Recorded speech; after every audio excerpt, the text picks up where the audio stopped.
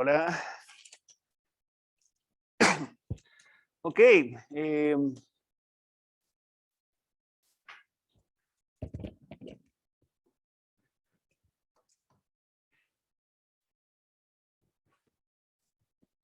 pocas clases ya, ¿cierto? Como 5, 6, algo así. 22, 29, no creo que es como antes del 8 de diciembre. ¿Cuántas son? Como 2 semanas y media, creo. Esta es la próxima. Vamos a seguir con la materia.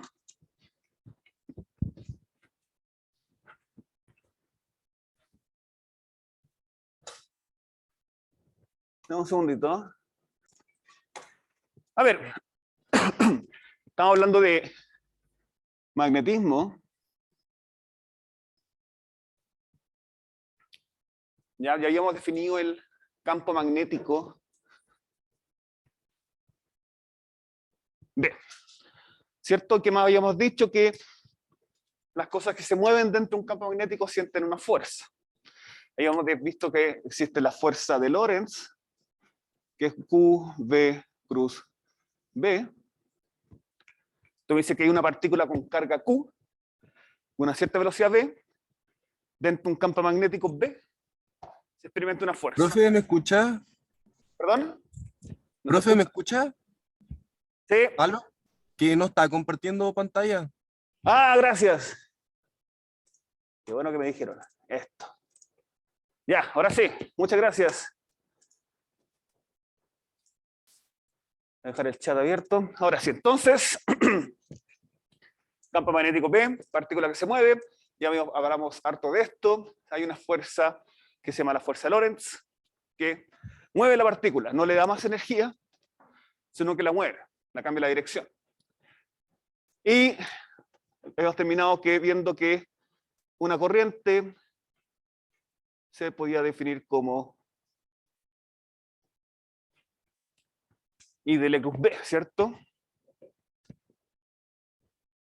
Una partícula siente una fuerza, la corriente también siente una fuerza porque la corriente son partículas que se mueven. Lo que vamos a ver hoy día es cómo generar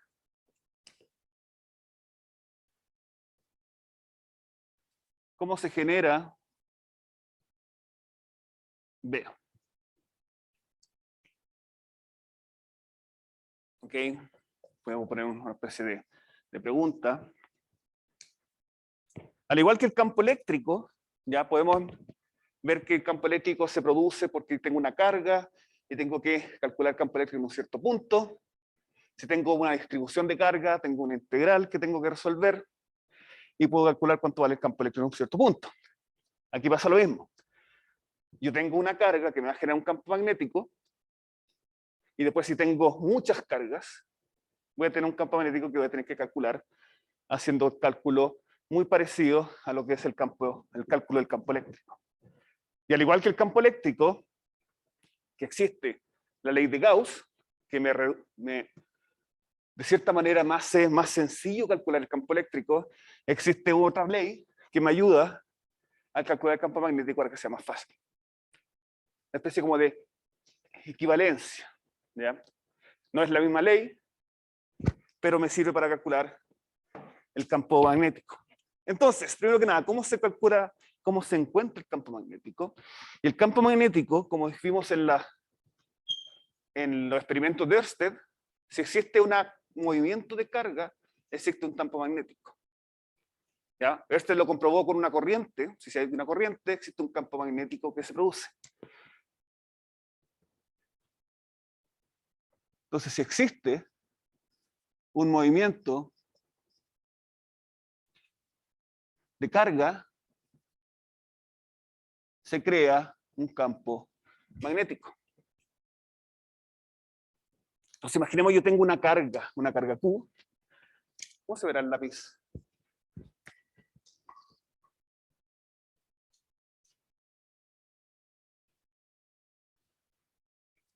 Una carga Q que se mueve para allá. Significa que tengo una carga en movimiento. Y esta carga de movimiento va a generar un campo magnético alrededor suyo. ¿Cuánto vale ese campo magnético?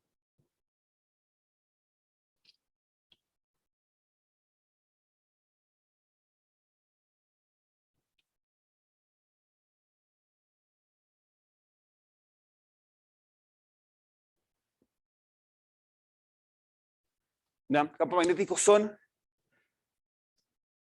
círculos, podría llamarse líneas circulares, por una manera de visualizarlo, alrededor de la carga. ¿Ya? Y depende de la distancia donde yo me encuentre la carga. Entonces aquí el campo magnético es más grande, y mientras yo me alejo, el campo magnético es más chiquitito. ¿Ya? No significa que está solamente alrededor suyo, sino que se produce un campo magnético en toda la línea por donde se está moviendo la carga. ¿Ya? Adelante o atrás. La carga se empieza a mover y se queda un campo magnético alrededor suyo. ¿Ya? Y el campo magnético, ¿ya?, respeta la regla de la mano derecha. Entonces, si la carga se mueve para allá, el campo magnético se va a mover de esta manera. Es decir, campo magnético en este punto de acá, este vale B, este vale B, ¿cierto? B se produce alrededor. ¿Y cuánto vale ese campo magnético? El campo magnético B es mu sub 0, una constante, partido de esa constante, partido por 4pi, Q, B cruz R, menos R', partido por R, menos R' al cubo. ¿Qué son estas cosas? R', por ejemplo, por un punto acá. Y el origen está, por ejemplo, acá. Entonces yo quiero calcular el campo magnético en un punto R' acá. Entonces esto de acá vale R', y este de acá vale R. Al igual que el campo eléctrico. Campo eléctrico, el vector R, iba desde mi origen al productor del campo eléctrico, a donde está la carga. En este caso va del origen a la carga que se está moviendo. Ese vale mi R'. Y mi R va desde el origen hasta el punto donde yo quiero calcular el campo magnético. Al igual que el campo eléctrico. Estamos tomando la misma definición de ese sistema de coordenadas. R va del punto 0 al punto donde quiero calcular el campo magnético, y R' va del punto 0 al punto donde yo estoy generando ese campo magnético. ¿Ya? Entonces, el campo magnético que me produce una carga en movimiento está dado por esta ecuación.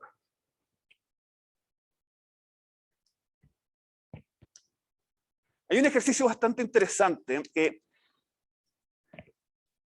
yo le puedo preguntar: ¿qué es más fuerte?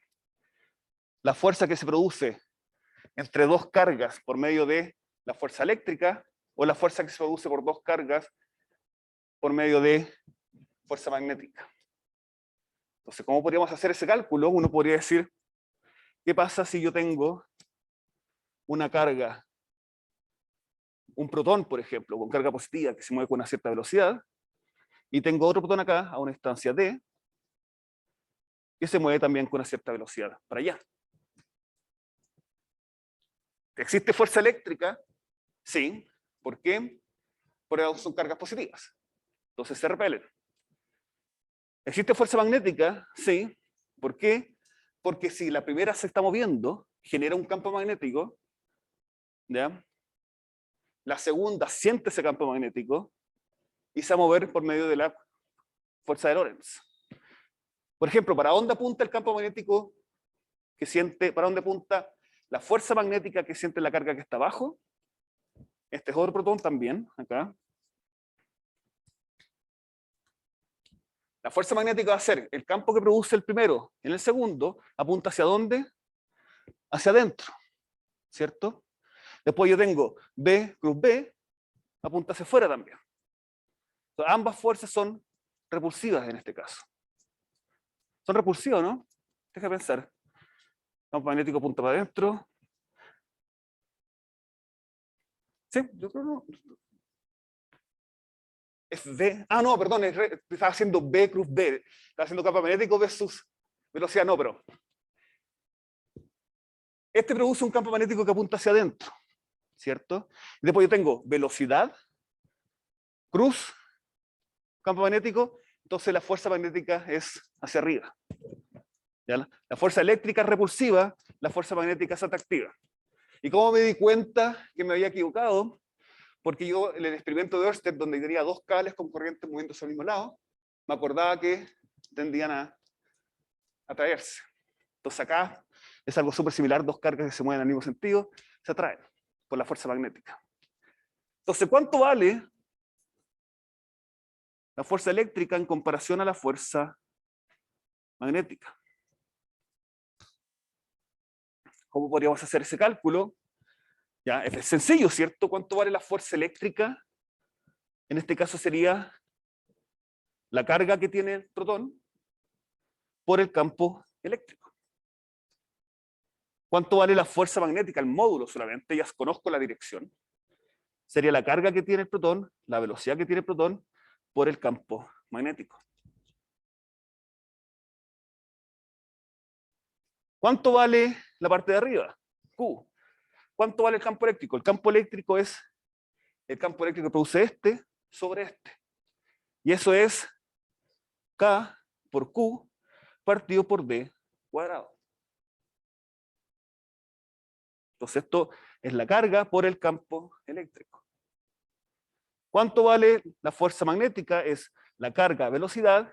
¿Y cuánto vale el campo magnético? Es el campo magnético que produce el primero sobre el segundo, y eso está dado por la ecuación que está acá. Entonces esto vale mu sub 0 partido por 4pi, carga, velocidad, y aquí tengo distancia partido por distancia al cuadrado, al cubo. Que es lo mismo que distancia partido al cuadrado. Ahora fíjense que no estoy tomando en cuenta los vectores, estoy solamente tomando en cuenta los módulos. Por eso me queda tan bonito también. Solamente quiero ver en términos de magnitud cuál es más grande que el otro. ¿Qué se cancela? Se cancelan los Q, ¿cierto? Se cancelan los D, porque ambos son D cuadrado, entonces vamos a resumir, me queda K, o 1 partido por 4pi epsilon 0, partido por mu sub 0, partido por 4pi, y aquí tengo la velocidad al cuadrado.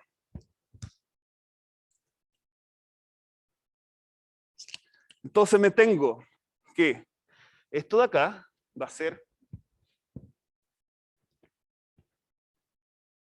1 partido por mu sub 0, epsilon 0, la velocidad al cuadrado. Y mu sub 0, por eso quería hablar de mu sub 0. Mu sub 0 es una constante que se llama constante magnética. Mu sub 0 se conoce como constante magnética. Y depende de qué, depende de dónde yo estoy calculando, o el medio en donde yo calculo el campo magnético. Y como tiene el 0, estamos diciendo que en este minuto estamos en el vacío. Y una cosa particular, ¿ya? Que mu sub 0 y epsilon 0, 1 partido por mu sub 0, epsilon 0, se conoce como c cuadrado. Y c es la velocidad de la luz. ¿Alguien sabe quién comprobó eso? ¿Quién fue la persona que comprobó que esa constante, ¿ya? Y la otra constante, la multiplicación, me da la velocidad de la luz? Fue Maxwell. Maxwell pudo comprobar que esta relación en la velocidad de la luz, es decir, el campo eléctrico y el campo magnético, van a hacer una onda, y se lo vamos a ver después, y esa onda se propaga a la velocidad de la luz. Entonces, al final, ¿qué es lo que me queda? Me queda que la fuerza eléctrica es igual a c cuadrado partido por b cuadrado por la fuerza magnética.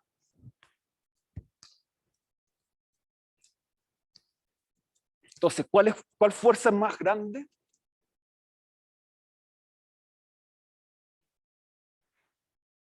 solamente pueden ser iguales si es que las cargas se están moviendo a la velocidad de la luz.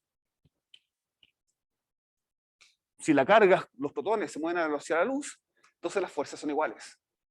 Pero mientras la velocidad sea menor a la velocidad de la luz, la fuerza eléctrica va a ser mayor que la fuerza magnética. Y por harto, ¿eh? Por harto. Ahora sabemos, por realidad especial, que nunca puedo yo mover cargas con masa a la velocidad de la luz. Eso requiere de una energía infinita y no se puede lograr. Podemos acercar esto a la velocidad de la luz, pero nunca podemos llegar a obtenerla. Y es un ejercicio bastante bonito, ¿ya?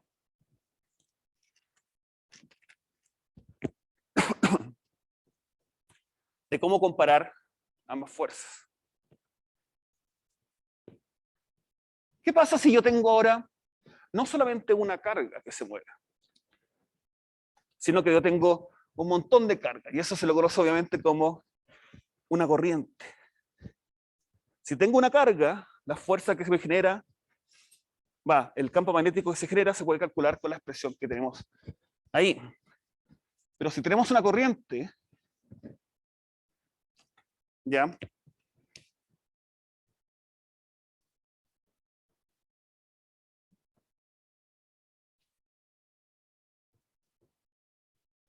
Si tenemos un cable con corriente,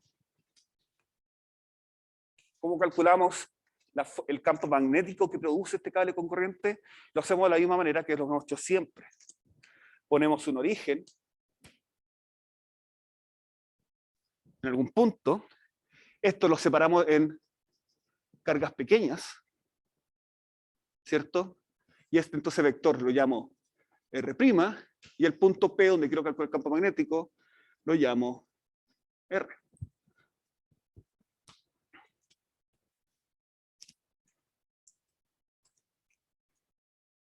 Y esto aquí va a ser un dq', chiquitito. Entonces yo calculo cuánto vale la fuerza magnética debido a ese dq', ¿ya? Y tengo que después integrar y calcular la fuerza magnética que producen todos estos dq' chiquititos cuando integro. Ya, ustedes pueden hacer eso en la casa, ¿ya? Pero van a ver que el resultado se puede escribir de esta manera.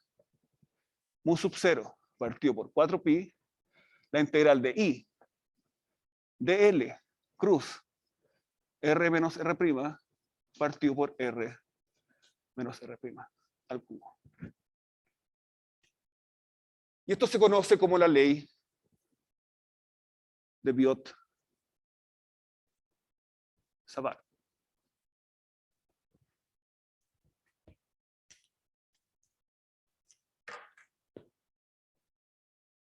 A mí me gusta escribir este dl que está acá, me gusta escribirlo con un prima también, ¿ya? Para acordarnos que esa es la variable que voy a estar integrando.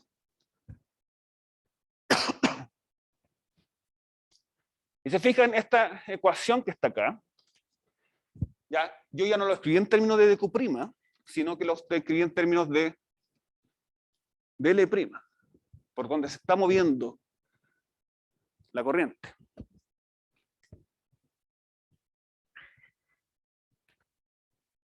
Y la forma de hacerlo fue la misma forma, se hace de la misma manera en que yo calculo la fuerza de Lorentz y después quiero calcular la fuerza que siente un cable. ¿Ya? El mismo procedimiento que lo hicimos en la clase anterior. Yo puedo llegar de la ley o la forma de calcular campo magnético, digo, una sola carga que se mueve, ahora lo calculo con muchas cargas que se mueven. El problema de esta ecuación, ¿cuál es? ¿Ya? ¿Cuáles son las cosas que de esta ecuación? Es muy similar a la ecuación de campo eléctrico. Fíjense, voy a escribir la ecuación de campo eléctrico acá. Esto era 1 partido por 4pi epsilon 0, la integral de dq', r menos r', partido por r menos r' al cubo. ¿Cierto?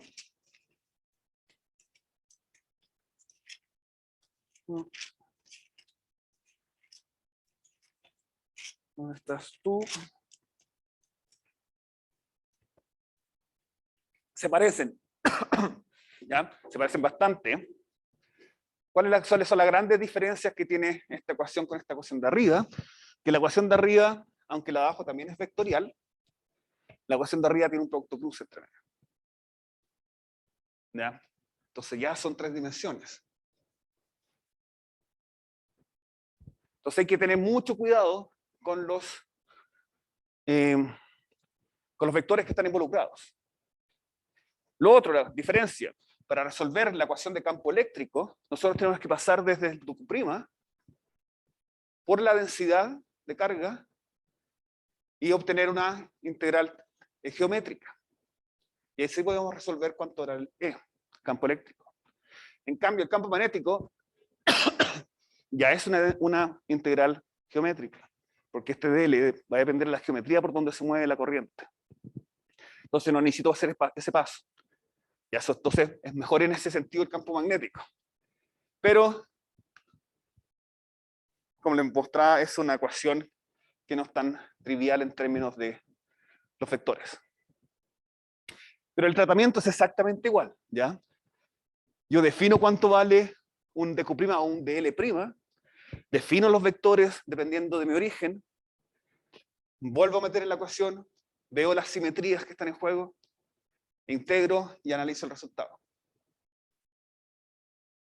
No tiene más ciencia que eso, es bastante como directo, ¿cierto? Straightforward. Entonces, veamos el caso más típico, que es por ejemplo, una corriente que se mueve en esto lo voy a llamar L medios. Y aquí hay una corriente que se mueve por el cable hacia arriba. Y es un cable finito. Entonces quiero calcular cuánto vale el campo magnético en un punto P a una instancia X. Entonces, ¿cuánto vale el campo magnético en el punto P? Esa es la pregunta.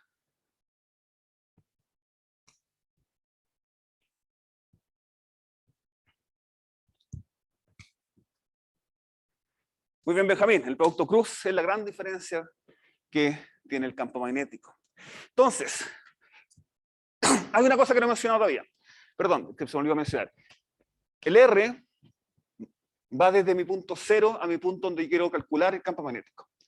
Mi R' va desde el punto cero al punto que está generando el campo magnético. Y ese R' se tiene que mover en todo el cable. Pero se me olvidó mencionar el DL. ¿Qué es el DL? Ya, DL, lo voy a anotar acá, es un vector, es un versor, mejor dicho, diferencial y apunta en dirección de la corriente.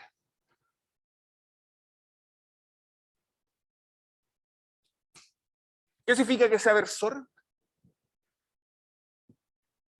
Que tiene tamaño 1.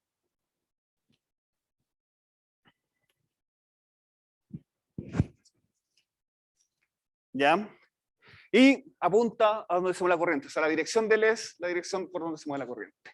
Obviamente en este curso no nos interesa tener movimientos muy extraños, siempre van a ser movimientos bastante simétricos, puede ser un cable, puede ser una cosa circular, ¿ya? Un anillo, un cuarto del anillo, por ejemplo, cosas que sean fáciles de calcular, porque en verdad me interesa que entiendan la ecuación más que saber meterse en la complejidad de las matemáticas de esto. Entonces, ¿cómo hago este ejercicio? Lo primero que tengo que hacer es poner un origen, ¿cierto? Y el origen más típico de este ejercicio es el origen simétrico, y lo vamos a poner acá. Después yo digo, este pedacito de acá lo voy a llamar dl', ¿ya? Y voy a tener un vector que apunta hacia allá y un vector que apunta hacia allá.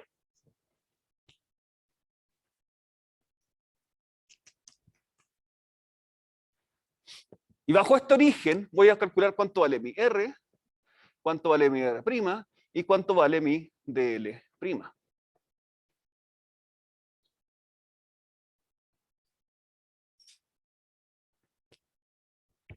El R, ¿cierto?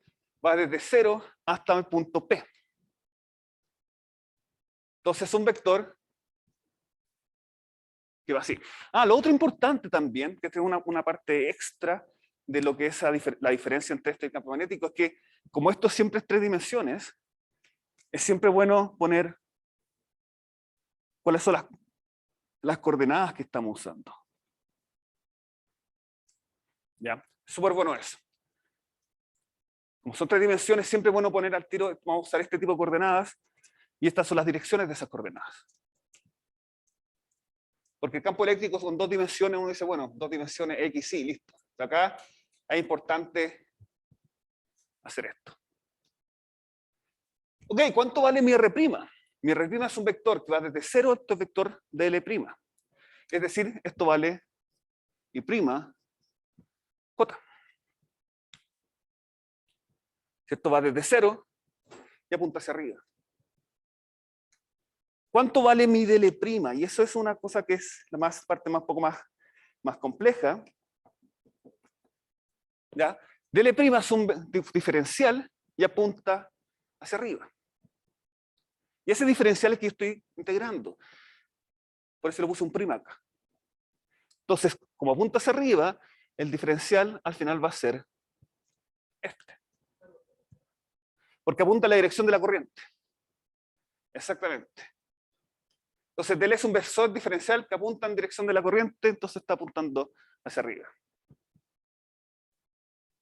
Claro, no, está acá, sí, está bien, pero siempre es bueno preguntar cualquier cosa, está bien que se pregunte.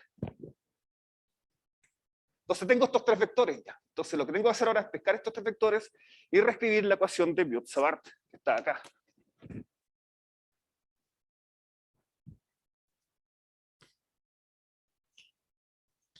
Entonces, reescribamos esto. Muchos de los libros siempre uno empiezan a hacer paso a paso. Primero escriben cuánto vale este cruz este, y vuelven a ponerlo en la ecuación. ¿Ya? Entonces hagamos eso. Dl' cruz R. ¿Cuánto vale esto? Esto es X de I', J cruz I. ¿Cuánto vale J cruz I? Si mi sistema de coordenadas está bien definido, ¿ya? Me da K. No, menos K.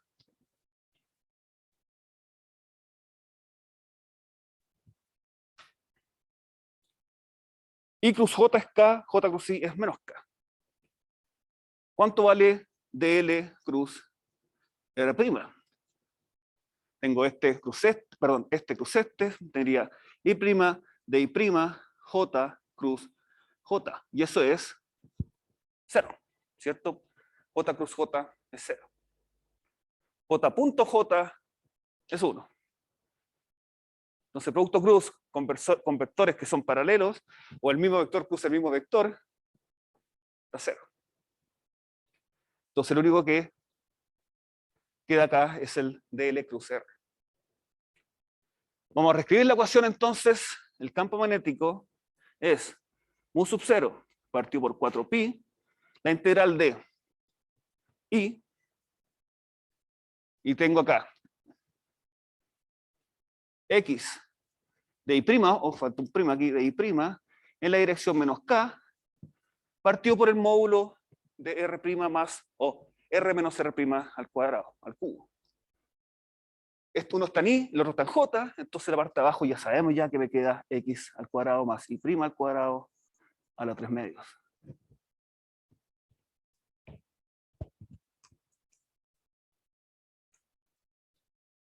¿Desde dónde hasta dónde? Ya como es geométrica ya puedo poner los límites fácilmente. Va desde menos L medios hasta L medios. ¿Cierto? Y tengo que sumar desde abajito hasta la parte de arriba. Ahora la pregunta es, ¿está bien estos los signos están bien? El signo de la dirección me da que es menos K. Y eso está bien, ¿cierto? Porque si yo hago la regla a la mano derecha, por simetría, va a apuntar campo magnético hacia adentro.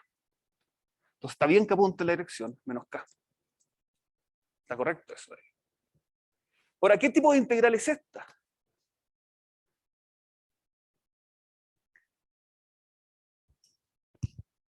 ¿Cómo se resuelve esa integral?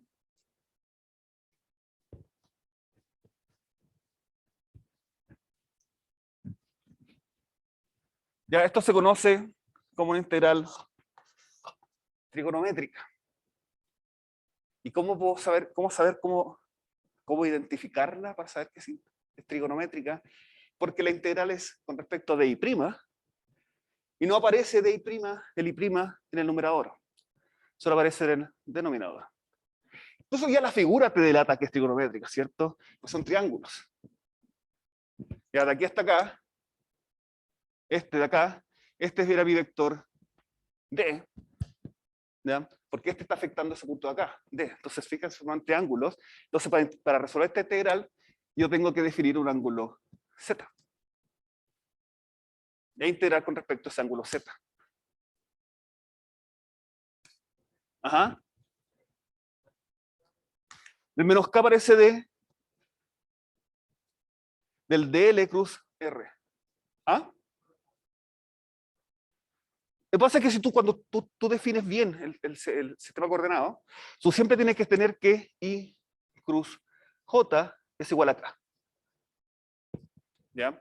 O en otras palabras, matemáticamente tú dices el 1 cruz 2 es igual a E 3.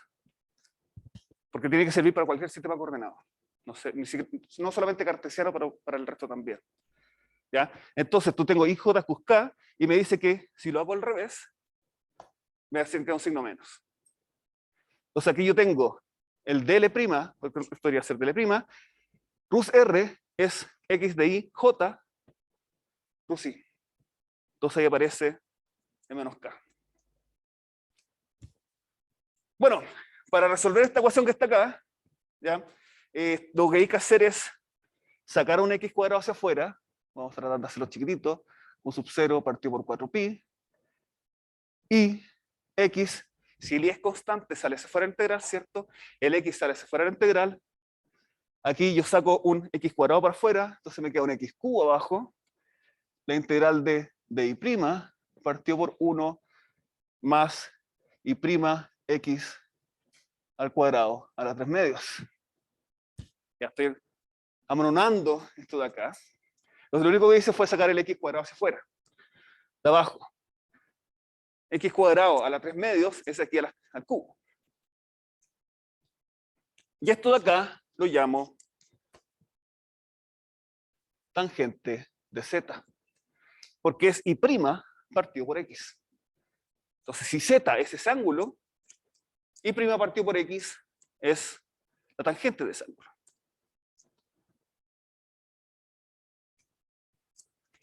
Yo recuerdo cuando yo estaba en la universidad estudiando esto, siempre me costaba saber qué integral es, cómo diferenciarlo. Y la forma un poco acá es ver la geometría del juego. Tengo una geometría que es triangular, entonces yo puedo caracterizar esta geometría con ese ángulo de acá. Y ese ángulo, la tangente de ese ángulo es esta altura partido por esta altura acá. Que sería I' partido por X. La gracia de esto es que cuando yo pongo que esto es el ángulo de acá, 1 más tangente de Z al cuadrado, eso vale 1 partido por coseno cuadrado de Z.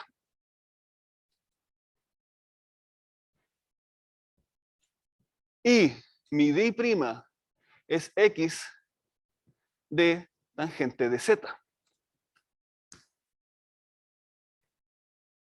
¿Ya? Con X constante en este caso.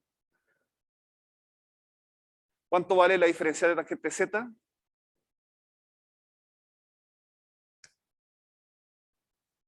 Uno partido por coseno cuadrado de Z, ¿cierto? Pensemos, la tangente es seno partido por coseno. Entonces diferencio lo de arriba. Me queda coseno multiplicado por lo de abajo, me queda coseno al cuadrado.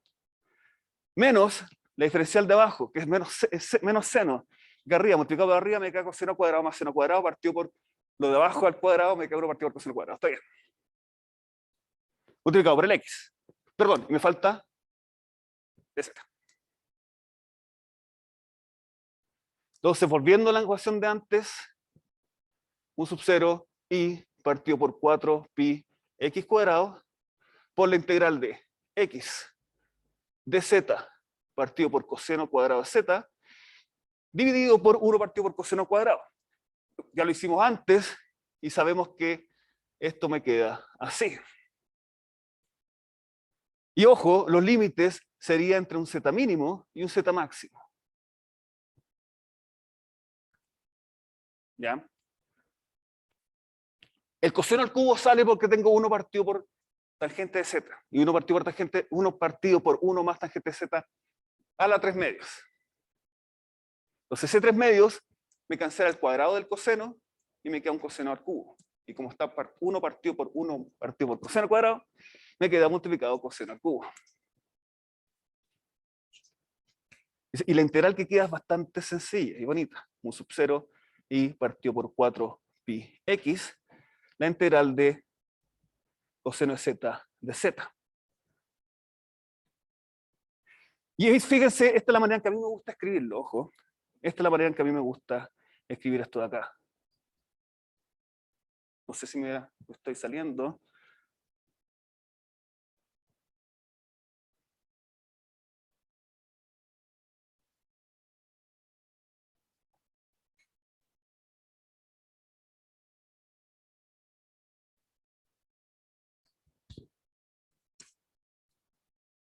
Ya esto, llamémoslo un truquito que uno hace para resolver esta integral. Y ese truquito lo hago porque los límites de integración son mucho más fáciles de reconocer de esta manera.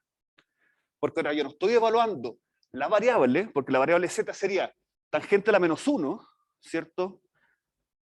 De la definición que está acá, que sería el i máximo o l medios partido por x, después eso tengo que meterlo al seno, o la integral de coseno. Entonces me queda seno de tangente a la menos 1 de l medios partido por x, y eso se ve súper feo. Entonces lo mejor es reescribir esta ecuación de esta manera, y esto es toda una diferencial. La diferencial de esto es coseno z de z. Entonces ahora, usando el primer teorema del cálculo, ¿cuánto vale esta integral? Seno de z. Entonces me queda esta integral, que es mu sub 0 y partido por 4 pi x, seno de z máximo menos seno de z mínimo. ¿Cuál sería mi seno z máximo? ¿Cuál sería mi seno z mínimo? Es cuando está el ángulo máximo y cuando está el ángulo mínimo. ¿Y cuánto vale el seno de eso? El seno es todo el máximo, todo lo que está al frente, partido por la diagonal. Y ya no me queda coseno de tangente a la menos 1, no, me queda una cosa que es geométrica que puedo calcular. Déjeme borrar acá, para explicar un poco mejor esto de acá.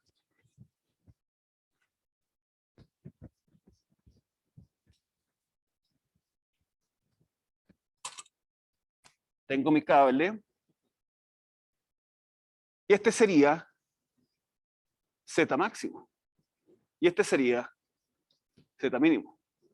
Esto vale L medios, menos L medios.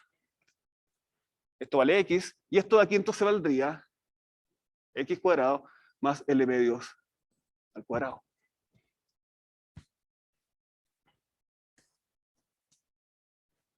Entonces, ¿cuánto vale el seno del z máximo? Entonces, seno de z máximo es igual a L medios partido por X cuadrado más L cuadrado cuartos a lo medio. Entonces puedo reemplazar ahora eso allá. Un poquito bastante bonito y me queda mucho más bonito el resultado. Obviamente, si ustedes lo hacen con tangente a la menos 1, coseno, van a llegar a la misma cosa. ¿Ya? Entonces, es independiente de la forma en que uno hace esto, el resultado tiene que ser el mismo. Pero a veces queda más bonito, más fácil verlo para mí, de esta manera. Entonces, B es mu sub 0 y partido por 4 pi x. Seno z máxima es esto. Seno z mínimo es menos L medios, partido por esto, ¿cierto? Menos con menos me da más, y son iguales, salvo por el signo contrario. Entonces simplemente se multiplica por 2. Entonces esto vale L partido por X cuadrado más L cuadrado cuartos a los medios. Me faltó la dirección, ¿cierto? Menos K. Esto es que es lo mismo que esto. Ya, es simplemente para no escribirlo todo. Pero, de verdad, uno se demora más de repente, ¿ya? Explicando que 5 segundos escribiendo. Déjenme chequear.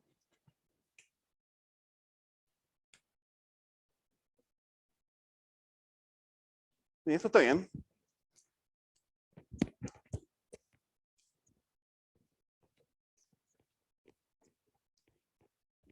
Y una pregunta aquí Profe, interesante es, ¿qué pasa si X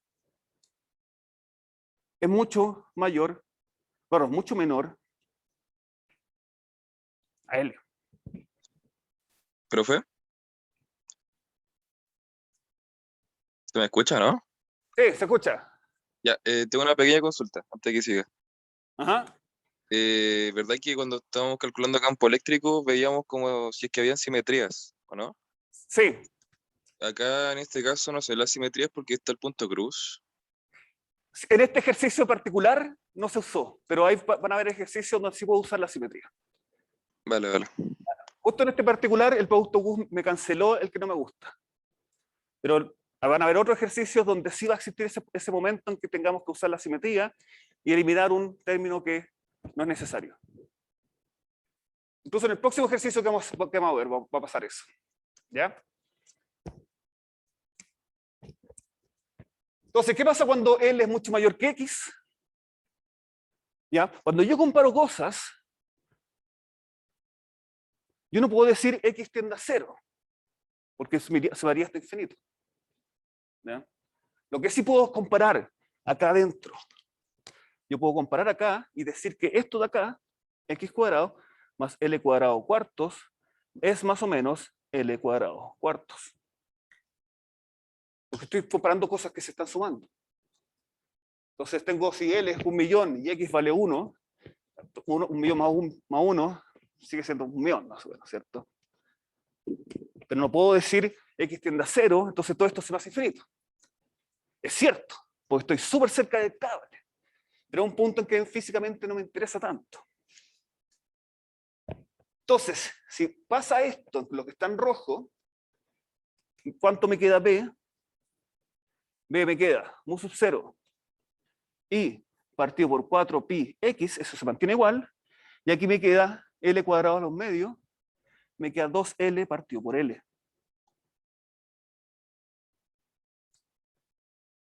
Menos K.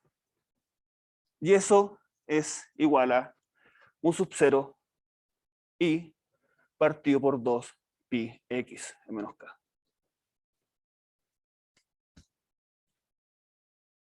Y este es un resultado que va a aparecer siempre.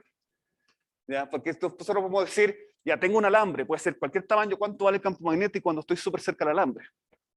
Tiene que ser esto.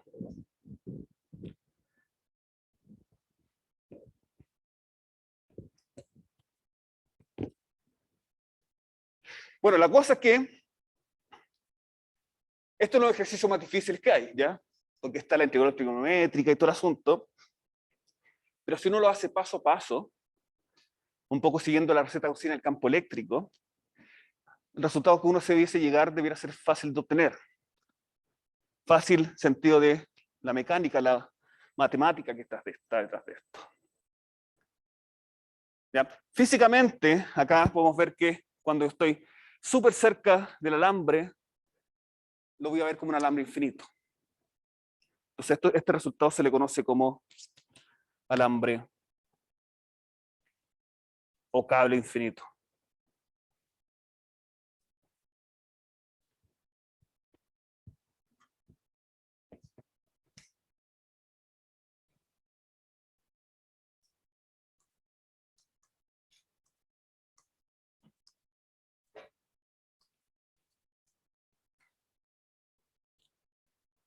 Ok. Vamos a otro ejercicio.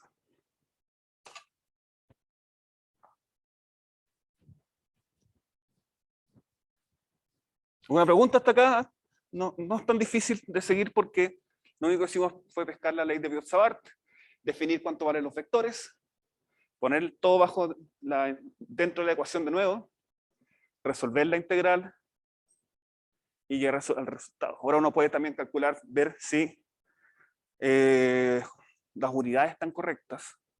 Yo sé que aquí están correctas, pero ustedes pueden verificarlo.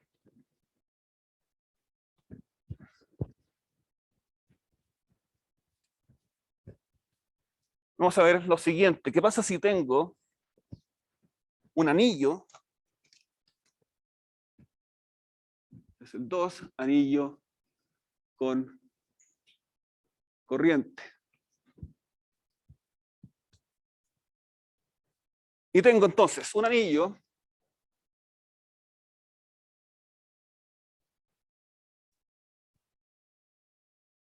este va a ser mi vector I, J, K. El anillo tiene un radio R, y el anillo con corriente vive en el plano IZ. Y quiero calcular cuánto vale el campo eléctrico o campo magnético en un punto P, en el eje X. Y la corriente se mueve hacia allá. Ya es difícil hacer esto tridimensional, ¿cierto? Lo que estamos haciendo es un círculo, ¿ya? Por ejemplo, si lo veo de lado, la corriente va así. Y quiero calcular la corriente hacia adentro.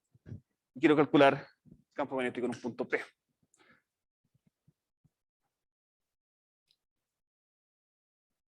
Si lo veo de manera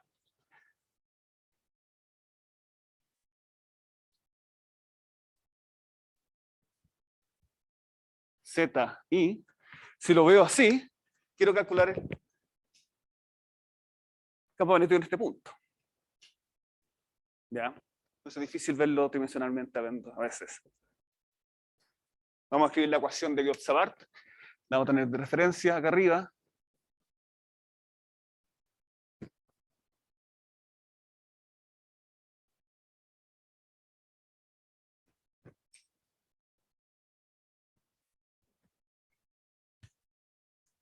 Para que no se nos olvide. Estamos diciendo aquí también que el I es homogéneo. ¿Ya? Si el I no es homogéneo, y depende del ángulo, ese I no puede salir de la integral.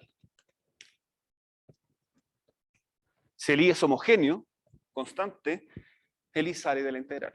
No hay problema.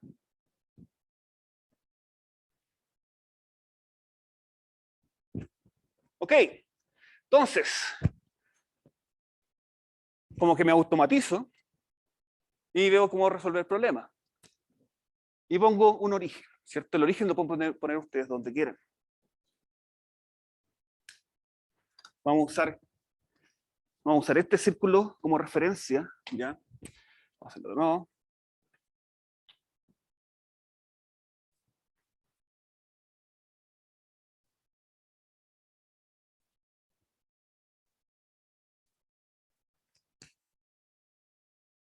Vamos a usar este círculo como referencia, dijimos que iba así, para encontrar los vectores. Y por eso le digo, los vectores realmente son difíciles de ver. ¿Cuánto vale mi vector R? El vector R va del 0 al punto donde yo quiero calcular el campo magnético. Entonces sería X por Y. Mi vector R' va desde 0 hasta mi DL. Vamos a usar el segundo monito. Entonces este de aquí sería R'. ¿Ya? Eso vale R por... Y esto lo estamos escribiendo, ojo, en polares. Si quieren podemos hacer un paso antes. ¿Ya? Esto vale I', J más Z', K, y eso es lo mismo que R Ahí voy, esto. Ustedes pueden hacerlo en cartesiano, no hay ningún problema, o pueden ir a polares al tiro. Obviamente en este caso sabemos que polar es lo mejor. No es tanto polares, más que nada es cilíndrico. Porque tengo polares más una coordenada cartesiana. Y esas son las coordenadas cilíndricas. Entonces yo puedo escribir este vector como I' j más z' k, o puedo escribirlo como un r, por donde está la corriente, multiplicada por el vector que apunta donde está la corriente. ¿Cierto? Un vector radial, digamos, de acá hasta acá, o de acá hasta acá, si queremos verlo aquí. Ahora, esta viene la parte difícil. ¿Cuánto vale mi dl'? Primero que nada, ¿cuál es la dirección dl'?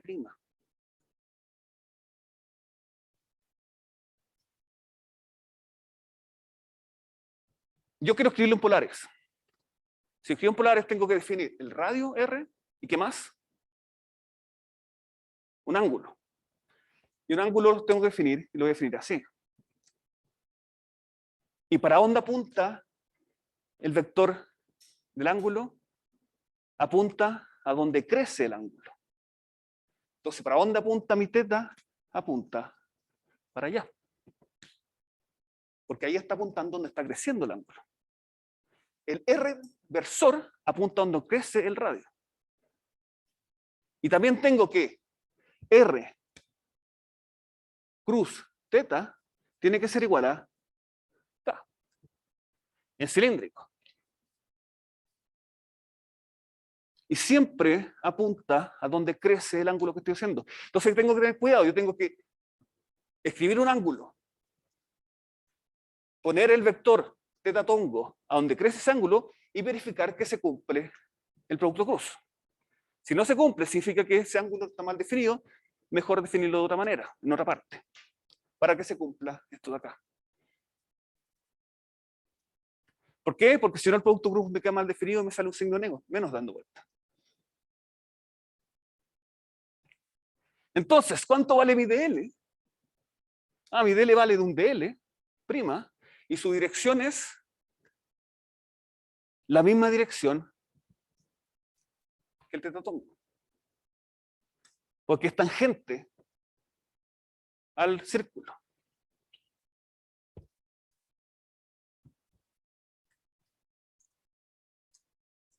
Y esta, ojo, es una diferencial. Y esta diferencial en polares, ¿cómo se puede escribir? ¿Se acuerdan? Una diferencial es el arco, es este arco que está acá. Si quieren podemos escribirlo, hacerlo aquí. Tengo un arco, aquí le estoy haciendo un zoom, ese dl. Si ese es un dl, esto vale r, esto vale r, esto vale de teta, ¿cierto? Un ángulo pequeñito. Entonces, ¿cuánto vale ese arco en términos de esto que está acá? Ese arco es r de teta. Es el radio por la apertura. Muchas veces uno se aprende estas diferenciales de memoria, pero cuando uno empieza como a acordarse y visualizarlo un poco geométricamente hablando, sí, tiene como sentido. Entonces yo no tengo que acordarme, tengo que saber de dónde viene, más o menos, y calcularlo. Y así yo puedo entenderlo mejor las cosas. Entonces esto es R de teta por teta tongo. Ustedes pueden hacerlo con cartesiano, no hay ningún problema. Es más largo solamente. Entonces, después de hacer esto, ¿qué es lo que tengo que hacer? Tengo que hacer dl' cruz R y dl' cruz R'.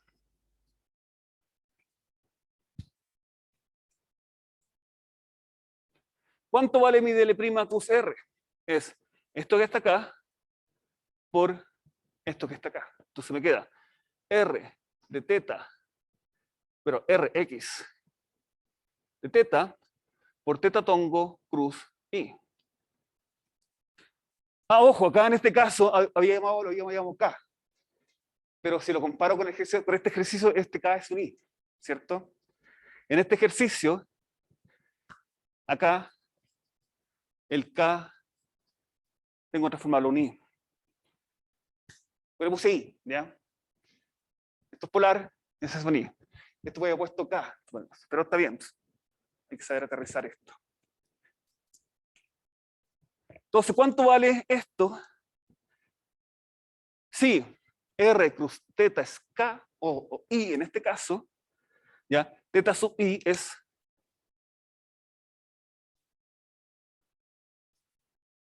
R. Yo tengo R teta I. Si voy avanzando es positivo, si voy retrocediendo es negativo. ¿Cuánto vale dL' cruz R'? Esto es esto cruz esto. Entonces me queda R cuadrado de teta, teta tongo, cruz R tongo. ¿Y eso cuánto vale? Menos I.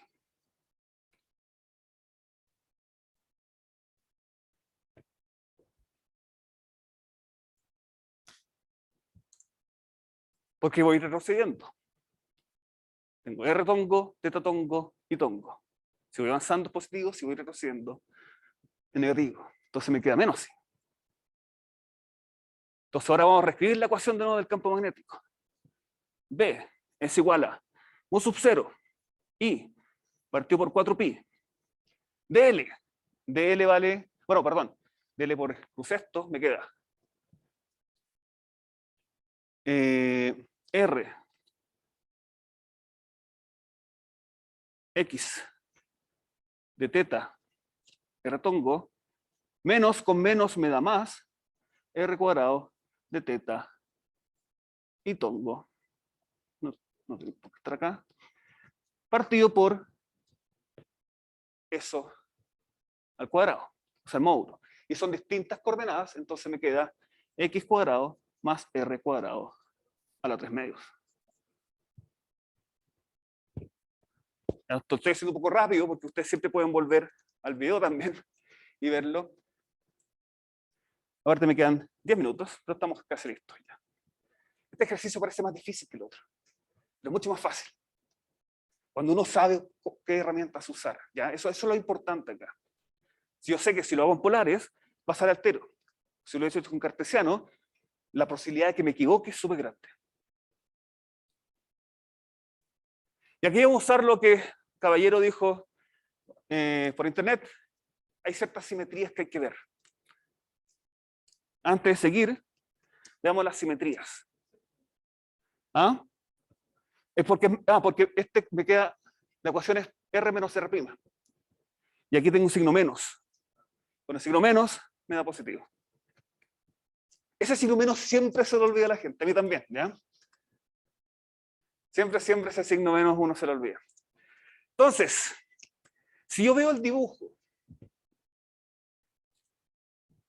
¿para dónde tiene que salir el campo magnético? ¿Puedo yo de antemano saber para dónde apunta el campo magnético?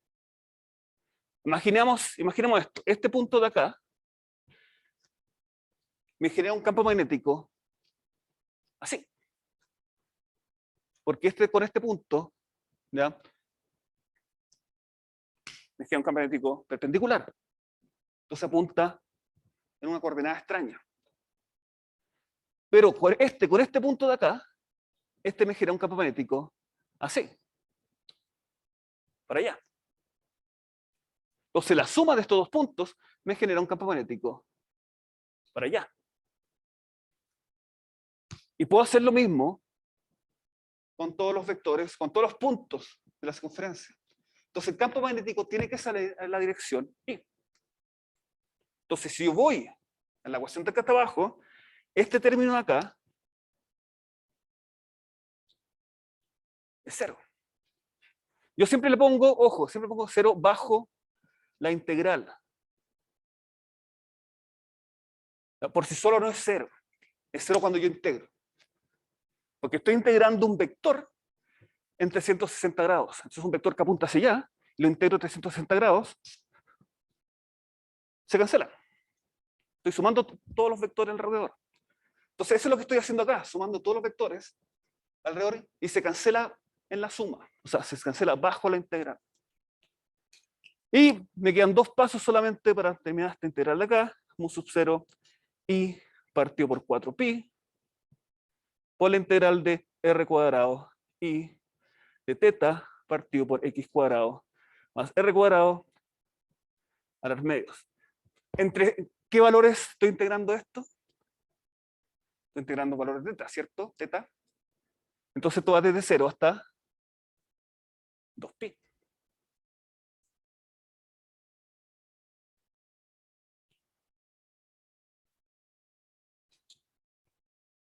Estoy escribiendo muy chiquitito ya. Y por eso digo, esta integral es súper fácil de hacer porque esto es una integral en teta. ¿Depende el r de teta? No. Entonces constante bajo la integral, sale. ¿Depende x de teta? No. Entonces sale todo si fuera la integral. Mu sub 0 y r cuadrado y partido por x cuadrado más r cuadrado a la 3 medios por la integral de teta entre 0 y 2pi. Me falta algo, ¿no? Me falta un 4pi acá.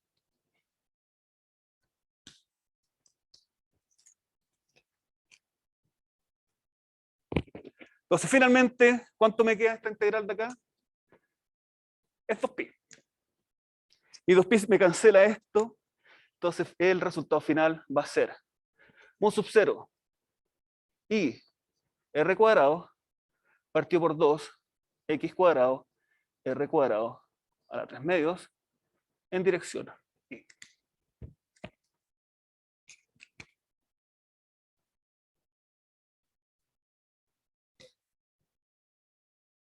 Sep 2pi. Estoy integrando todo el círculo. Como yo les digo, traten de hacer esto en cartesiano y va a llegar a un punto en que no van a poder seguir. Van a tener que pasar obligatoriamente a polares, ¿ya? Sobre todo para resolver la integral. Porque el eje Y y el eje Z están en conjunto. Porque tienen que formar un círculo. Entonces, I cuadrado más Z cuadrado es igual a R cuadrado. Entonces, la integral de I tiene que llegar de 0 hasta el valor que es R cuadrado menos Z cuadrado, después integrar con respecto a Z, y se hace mucho más complejo. Polares sale súper rápido. Pero lo difícil de polares, yo creo que está al principio, ¿eh? Es la definición de mis vectores. El resto es solamente un manejo. Pero bien la buena definición de los vectores resulta así. Se da 12-1. Les dejo una tarea para la casa. Profe, ¿me escucha?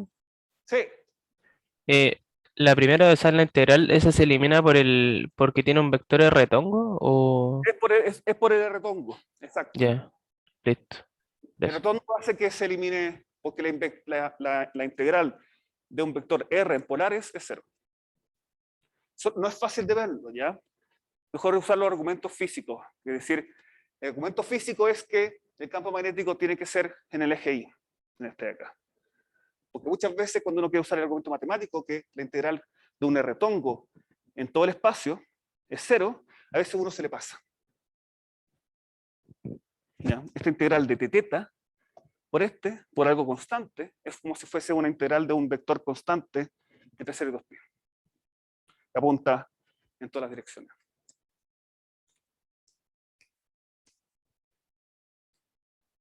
Y como tarea,